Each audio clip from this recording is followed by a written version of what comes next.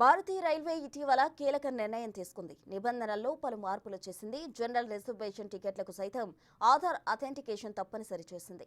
ఈ నిబంధన నేటి నుంచి అమలుకు రానుంది. మరిన్ని నిబంధనల ప్రకారం జనరల్ రిజర్వేషన్లు టికెట్లను బుక్ చేసుకునే సమయంలో ఆధార్ నెంబరు తప్పనిసరిగా ఎంటర్ చేయాల్సి ఉంటుంది. అయితే టికెట్లు ఓపెన్ అయిన 15 నిమిషాల వరకు మాత్రమే ఆధార్ నిబంధన వర్తిస్తుంది. రైల్వే టికెట్ల బుకింగ్ వ్యవస్థలో పారదర్శకత తీసుకురావడంతో పాటు మోసాలకు అడ్డుకట్ట వేసేందుకు రైల్వే బోర్డు ఈ కీలక నిర్ణయం తీసుకున్నట్టు తెలిపింది.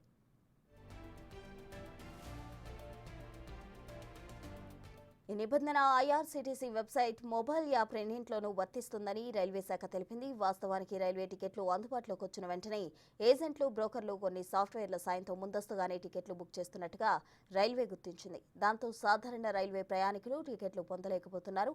అయితే రైల్వే స్టేషన్ రిజర్వేషన్ కౌంటర్లో టికెట్ బుకింగ్ విషయంలో ఎలాంటి మార్పులు చేయలేదు. ఇందుకు అనుగుణంగా సాంకేతిక మార్పులు చేసుకోవాలని రైల్వే బోర్డు అన్ని రైల్వేలు Centre for Railway Information System ఐఆర్సీటీసీని సర్కులర్ను పంపింది.